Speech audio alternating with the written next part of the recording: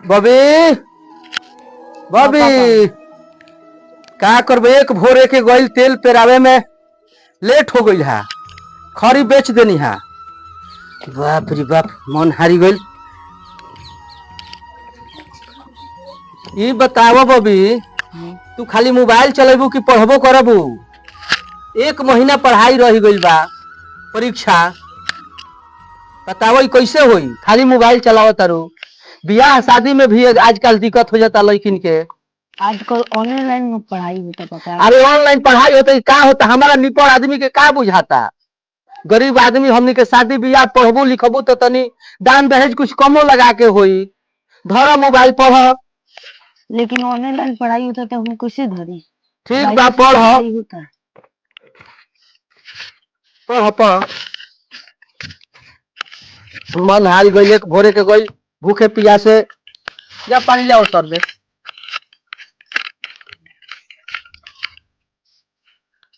हे भगवान कैसे दिन पार लागी।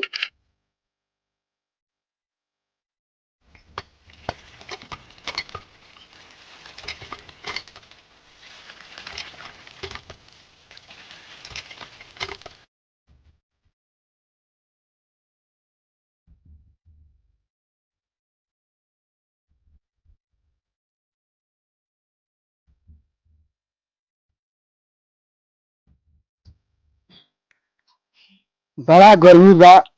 मन हार जाता। लो पापा। द बेटी द द पानी धर। बबी देख तो मैं कुछ खाना वाना बनौले बिया। तनी खाना निकालो दू कोई और। ठीक बा। हे भगवान गर्मी में मन तो हारी जाता। हे प्रभु। जन्नत भैया बाबा के हो फजीहत भाई। हाँ भाई। आवा। अरे बड़ा ढेर दिन के बाद भैया। गोला वतन भैया। खुश रह आओ बैठो। बड़ा ढेर दिन के बाद। अरे कहाँ भी रहा है। अरे भैया चल गए रही तनी कुंभ के मेला घूमे। बड़ा मन कर रहे। बड़ा ढेर दिन हो गए रहे। कुंभ ने है गई रहा। हाँ लेके चल गए रहे सब लोग के। अरे सुननी है कुंभ के बड़ा बुरा हाल हो जवा का दुनी। हाँ बहुत भगदड़। हम तो हतने पानी में भी अभी तक हतने में भगदड़ मच गई। वो तो कैसे जा कि आदमी कुंभ ही मत कहो। देख के वजह हृदय कांप जाता रहे भैया। हे प्रभु वो तो हमने के कैसे जान बचा के भगनी जा। आप का करबो। बड़ा सुननी है बड़ा आत्मा के दुख बुझाइला। सब कहते रहिए सब मेरे रो कि माने चली घूमल जाओ। ना ऐसा हाल सुना गइल है कि माने अब का कहल जाओ। नहीं भैया अब जाए लायक नहीं खे घरी। बहुत तरी प्रशासन गिरल बा। बहुत आदमी के नुकसान भइल बटुए। बैठो तनी मंगाओ तनी पानी वानी पिए के। बैठो ए बबी बबी। और सब कह। और सब ठीक बा। रह तनी पानी पिए के मंगाओ तनी। बाप रे आज ने कहाँ लोग रहता। बबी ले आओ मीठा पानी।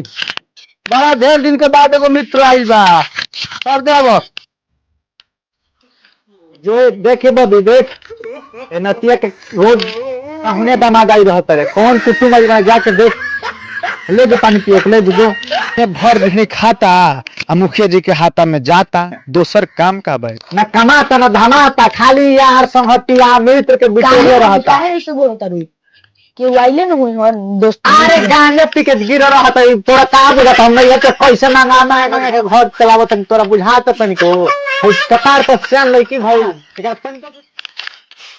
ले जा। ये तो और माथा खत्तान करके रखले बा। गाय भैंस होइए नहीं खे। खरिया बेच देनी है। ठीक है कहला। हाँ लो पापा। द बबी धर। है किताब उताब सब ले जा। आ मोबाइल तनी कम चलाव। ये बिटिया बिया। हाँ बॉबी तो सियान होइए गइल भी। हाँ पे एगो बोझ बढ़ गइल बा। देखियो तू तो घूमत फिरत बाड़ा कहीं लइका उइका बढ़िया घर दुआर बर देख के कह दियाई। लड़का बड़ा सब बहुत बढ़िया बड़ा सब लड़का। देखी हाँ भाग किस्मत जहाँ ले जाओ। हाँ वो तो बात सही बा। अपना से बनावले नहीं जाला। पानी पियो। ठीक बा पियो तू। हम तो पानी पियो कोई नहीं है। पियो हमहू तो चलले आवतानी अभी। हम सोचनी आइनी तो कनी तनी भैया से भेंट कर ली कुछ समाचार ले कुंभ के समाचार सुना के तनी आत्मा के दुख पहुंचल। का करबो भैया केहू दर्शन करे खातिर तो जाते बा लेकिन ओमे का हो जी के अरे उहे तो होती वाला हाल हो गइल कि देखुल गइलो आ दुना दुख। हां बात ही होगा। लोग सुख खातिर जाता तो दुख दोबरी हो गई। का दे धाम पर कोई जाई चाहे ना जाई। तू लेकिन कहानी कहेलो का करबो कहानी समय के अनुसार आ जाता बबुआ। हां पियो पानी पियो। खाना वाना बनवाई नु आज रह बनू कि जइबो। का करी जाए के तो विचार बा लेकिन बाल लेटे हो गइल बा भैया। हां सांझ तो हो गइल बा। टेम्पू अब ना मिली ना गाड़ी घोड़ा ना मिल रहबो। अब हम का कही सोचत तो बानी कि जाई कि ना जाई। अब तो तू ही जानबो गाड़ी मिली ना। ठीक है बात हार मर्जी रह ये खाना बनवाबो तनी। ए बबी ओ पापा आवा ने आवत तनी।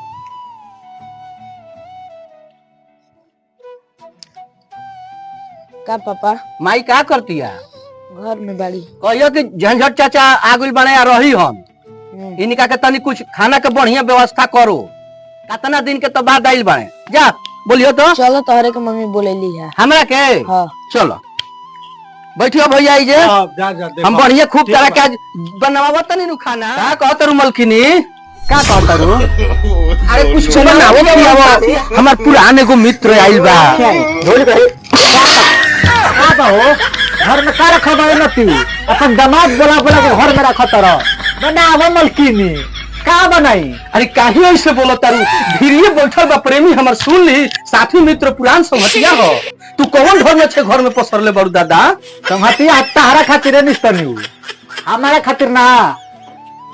घर में भूजी भान में छे तनी बढ़िया बनावो ना बनावो हो। देखो जौने होके भूज भाज के दो इज्जत हमर झोली कोइला बनाओ का बा का बा घर में हो। अरे पोटोक मुत आवाज जात होई बोहरी सिना से बबी समझा माई के अपना से ये बुझात बबी तोरा। तो सुनो घर में कुछ बा तो सुनो तू ही कोनो उपाय लगावो कि उ चल जाओ ना तो साँझ भइल बा उ जाई ना। उपाय तो लगाई कि न तू पोछ पटक के भगे है जैसे ना तो उपाय लगावो आ भगे है ना फिर आवे का नाम ना है दुआरी पर। अरे वो उपाय लगावो ए दादा। हां तो सुनी रुआ जाई ठीक बा। हां आ गइला के बाद में कम कुछ बनावो तो सुन। हां हम जा तनी ओजा बैठब। अच्छा बतियाई। हां आ तू एने कोलही नारी के रूप धली हो एकदम बतिया दो गलवा माने हमर कोनो करो छोड़ी हम रउआ खाली तनी से छूट दी हम पूरा कर के दिखाई। ठीक बा जाई नु। हां जाई रउआ जा तनी देखी हो कोलही नारी के रूप धरी हो जाना से उ बेचारा जाए तो फिर लवटी के मत कैसे हो दू जना के भगौले रहू कली का रूप ध के। चिंता मत करी। हां ओ कलियो ले खैनिको के भगई हो कि लौटो फिर द्वारी पे वापस आई हो कभी। रोक बबी रोक उपाय लगाओ ही के पड़ी रोक। बस बनिए गइल बा काम लागल बा बने के। एक और का जरूरत रहे हो ना ना बनता भाई बड़ा तो ऐसे कैसे जइबो ना भैया शाम भइल बा सोचने के चल ना ना हो गइल बा बबी। अरे बड़ा देरी भइल का कबे से का बनावो तारू लोग जल्दी बनावेला तो तारा का बनाई गाय के मांस रख ले बड़ा गरु के का बनाई हो निस्तने दिन भर घुमा तारा गांजा के देता पाहुना बहनोई के बैठा के द्वार पर रख ले बड़ा पहले बड़े आए आओ ना तू रही जा तू आज हमारा के रह रह रह कुछ बनैलू ना देरिया के तू मनलू का बनती घर में हैं अरे जान होइलो हिरे नतिया रहल के बे रहल का कोई बाहर के जाने का लिए बरा ना पानी पिए के दलू ना खाना बनावे तार दमाद भवे नती। अरे दमाद हो तो कितना में कहीं के पड़ी तो मुआई दा मुआ तो एगो भाई आइल तो खाना खाती हम लाए आइल तो 2000 टिकट भइल बा तू टंकी कइले बड़ू आई हो दादा। भाई आइल बा तो अरे जान गइल हो दादा। भाई वाला तो खुद कूद कूद के खियावे अरे नतिया का खियाई रे दोगला बा का बा घर में एगो हमार भाई ने तो नौटंकी कइले बड़ू हैं अरे बाप रे बाप जान के लोग खूब खियावे आई हो दादा हमारा संगतिया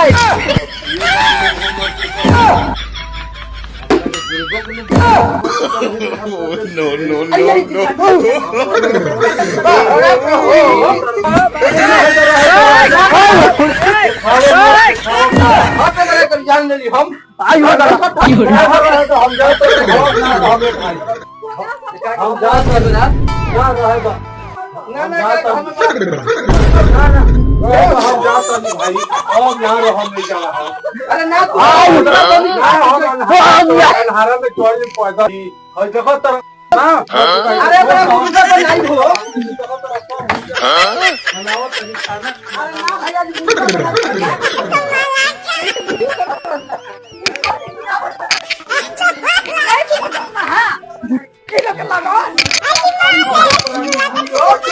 भैया हमरा के कहत रहे होई ना हो